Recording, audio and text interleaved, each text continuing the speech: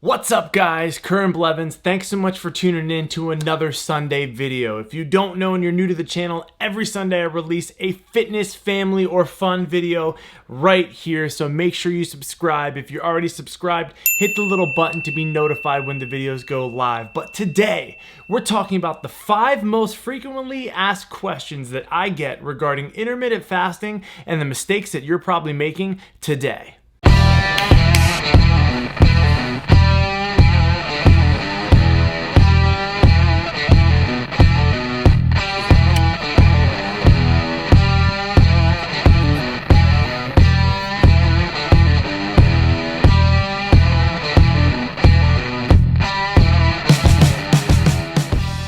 Alright guys, like I said, the 5 most frequently asked questions that I get on a daily basis regarding intermittent fasting and the mistakes that you're probably making today. If you don't know what intermittent fasting is a diet tool that you restrict calories and you restrict your eating window on a daily basis. Can be weekly, could be every other day. There's multiple ways to fast, and if you have no idea what fasting is, you should click the button up here because I go into more detail and it's a quick start guide of how I lost 80 plus pounds in 8 months by utilizing this amazing lifestyle change tool called intermittent fasting. The first most asked question that I get regarding intermittent fasting is, what is the difference between the keto diet and intermittent fasting? Both intermittent fasting and the keto diet are using ketones inside of your body, which are derived and pulled from your body fat and your fatty acids. So what the intermittent fasting diet is doing is you're completely in that fasted state. There's nothing to burn inside of your body other than the body fat. On this side, you're eating a high-fat diet, you're eating a lot of protein, very low carbs, then still in ketosis, creating ketones and attacking your body fat and using that as fuel.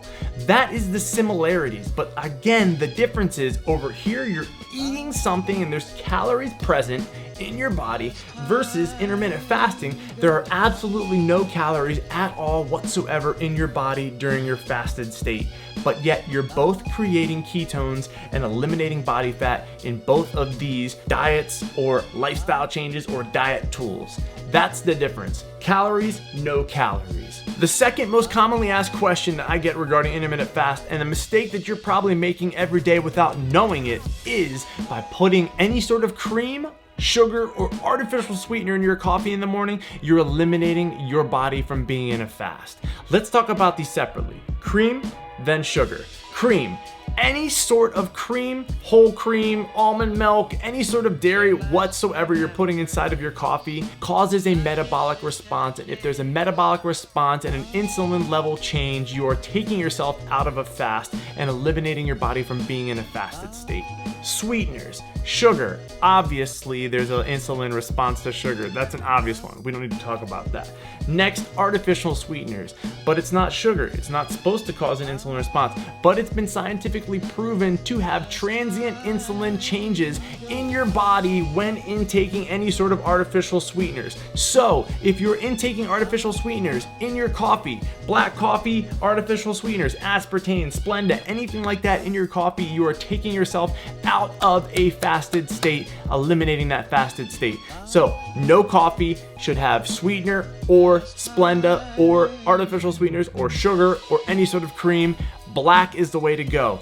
Yes, there's been recent studies that have shown that any sort of coffee, yes, that also does some sort of metabolic response, but in order to have an optimal lifestyle created from intermittent fasting, you have to understand that to optimally stick to intermittent fasting for long amounts of time, you want to enjoy intermittent fasting. You want to make it a healthy lifestyle where you're not obsessing over your next meal, and caffeine blunts your hunger, and caffeine in black coffee, it's not optimal. Optimal fast is 100% water only. So during your fast, you have to ask yourself, do I want to be completely miserable on my fast? Or do I want to be able to stick to a lifestyle of intermittent fasting by using black coffee only to get to my next meal and make it a daily habit? Because most of us in probably the world are addicted to coffee, and we're coffee connoisseurs. So you can keep your coffee, but keep shit out of your coffee. Hope that makes it simple. Third question third most commonly asked question that I get regarding intermittent fasting. And the mistake that you're probably making right now is the fact that you think intermittent fasting is this strict, holding you in a box lifestyle, when it couldn't be more of the opposite. The intermittent fasting lifestyle is a freedom. It is a lifestyle freedom from all of the people who have been telling you for so long to eat 6, 7 meals, 8 meals a day, meal prepping yourself like a slave inside of the kitchen. No longer do you have to do that. It's a freedom. No longer do you have to sit there and look at the clock and go, oh, 2 hours have passed. I need to eat my next meal. We have other stuff to do in our lives. You need to realize that intermittent fasting is not a box. You should not be sitting there at all times of the day looking at the clock going, wait, it's 15 minutes before I can break my fast window. Oh my gosh, if I break it out right now, I'm gonna break my fast too early and I'm not gonna see the results. Wrong. Couldn't be further from the truth. If you're sticking as close to that fasting window as you can while enjoying intermittent fasting, you're creating a lifestyle that's going to give you benefits for years to come down the line. And that's what's important, not the fasting window itself. So many people ask me, hey, Curran, if I wake up today and I fast from here to then and it changes tomorrow, is that gonna ruin it? No, because it's still putting your body in that fasted state where you're seeing the results from intermittent fasting and all of the amazing qualities that come from intermittent fasting. So learn to look at intermittent fasting as a diet tool, not something that confines you in a space and controls your life. You're able to use it on, use it off, use it on, change your lifestyle as it comes and goes and adapt to what is around you. So look at intermittent fasting and don't be afraid to try different fasts to see what works best for you. Some people do 16 and 8, others do OMAD, 1 meal a day. Some people do the warrior diet, some people do eat, stop, eat, some people do every other day fast. Find what works best for you, your lifestyle, and your family. It should be second nature. So the takeaway from this entire segment, or this question in general, is intermittent fasting life or death regarding my eating window? No, it's not. Be flexible with it. It's going to adapt and change, and be willing to try other fasts because you need to find what works best for you as an individual. Most commonly asked question number 4, and the mistake that you're probably making: BCAAs, branch chain amino acids, and protein and supplements. People always ask, Curran, I wake up in the morning, I have my supplements, and I work out in the morning and I want to take my protein shake afterwards. Boom! No longer are you doing that. You need to cut all BCAAs because it's been scientifically proven that BCAAs cause transient changes in your insulin levels throughout the day when you're taking them, causing a metabolic response and taking you out of a fasted state.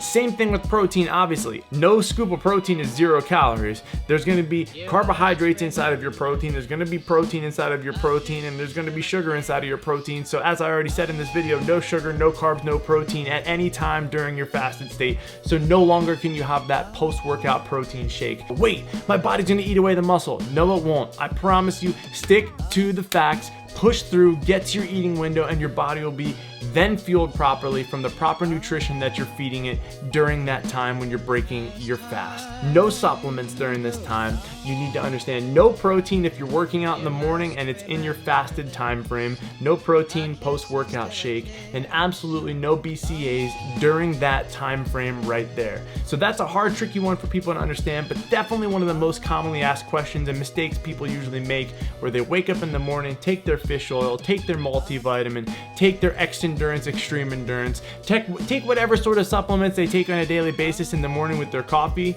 and they think nothing about it. No longer will you be doing those or making those mistakes. We have one last final question that everyone asks me, and here we go.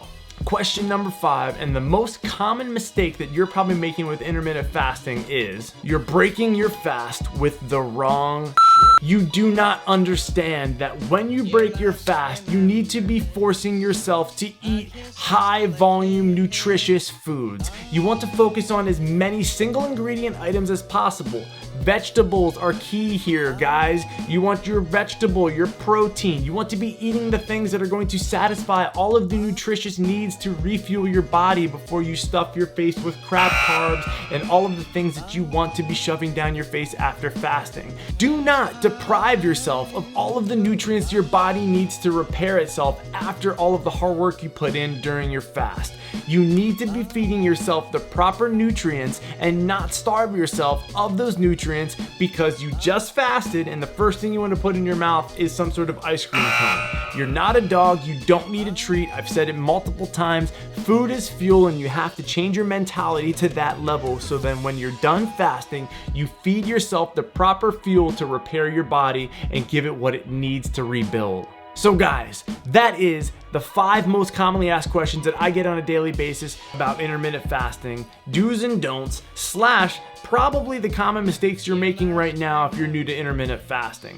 I appreciate you watching this video, and if you do not follow me right now, follow me on Instagram. It's at Curran Blevins. I have a whole playlist up here of amazing intermittent fasting videos, so make sure you check that out. And make sure you smash the thumbs up button and subscribe right now because I release a new video every Sunday. Thanks for watching this. That's a wrap. Until next Sunday, guys, I'm Curran Blevins. Family Fitness Fun. Have a good weekend.